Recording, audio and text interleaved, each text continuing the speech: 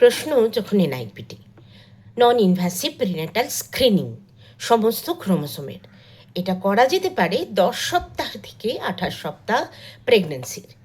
এই টেস্ট করাতে গেলে কিন্তু আলট্রাসোনোগ্রাফি মাস্ট নয়, যদিও আমি বলবো সবসময় আলট্রাসোনোগ্রাফিগুলোকে কিন্তু স্কিপ করবেন না।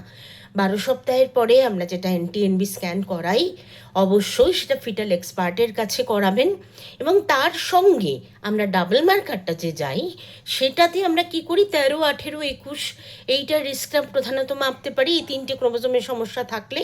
whereas এনআইপিএস বা এনআইপিটিতে কিন্তু আমরা all chromosome including the sex chromosome aneuploidy মনে করবেন না যেন ছেলে বা মেয়েতে বলে দেওয়া যায় না। যদি এক্স ক্রোমোজোম বা ওয়াই ক্রোমোজোমের কোনো সমস্যা থাকতে পারে, তার রিস্কটা এখানে প্রেডিক্ট করা যায়, সেটা মাথায় রাখবেন। আর আমাদের দেশে সিঙ্গল জিন ডিসঅর্ডার, যেমন ধরুন থ্যালাসেমিয়া, সিক হিমোগ্লোবিন জিনের সমস্যা বা এসএমএ, এইগুলোর রিস্ক কিন্তু এনআইপিএস বা এনআইপিটিতে আমরা এখনো পর্যন্ত করি না, হয়তো এটা ভবিষ্যতে পসিবল হবে। আর যেটা আমার বলার সেটা হচ্ছে যে ধরুন হাই রিস্ক এসছে ডাবল মার্কারে, তখন কিন্তু এনআইপিটি বা এনআইপিএসে যাবেন না।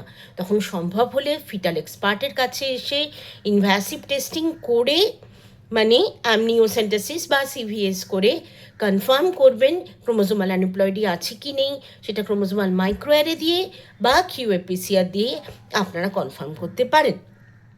আর যাদের মায়ের বয়স 35 বছরের ওপরে হয়ে গেছে, বাবার বয়স 40 বছরের ওপরে হয়ে গেছে, এবং আমরা আগে অনেকগুলো মিসক্যারেজের হিস্ট্রি আছে, আর্লি মিসক্যারেজের হিস্ট্রি আছে, এইগুলো ক্ষেত্রে আপনারা এনটিএনবি স্ক্যানের সঙ্গে ডাবল মার্কারটার বদলে এই এনআইপিএসটা করিয়ে নিতে পারেন।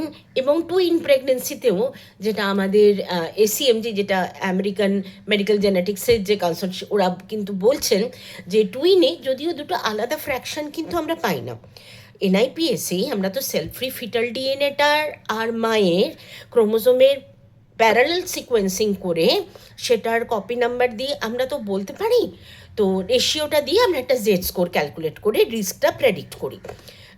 তো এইখানে যেটা হয় আর কি, যে টুইন প্রেগনেন্সিতে আমরা একটাই ফিটাল ফ্র্যাকশন পাই, কিন্তু তাও সেটা যেভাবে প্রেডিক্ট করে কম্পেয়ার টু ডাবল মার্কার বা যেখানে অন্যান্য বায়োকেমিক্যাল স্ক্রিনিংগুলো আছে, তার তুলনায় কিন্তু এটা অনেক ভালোভাবে প্রেডিক্ট করতে পারে।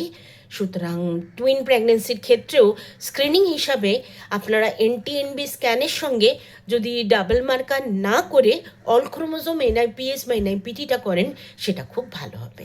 ধন্যবাদ।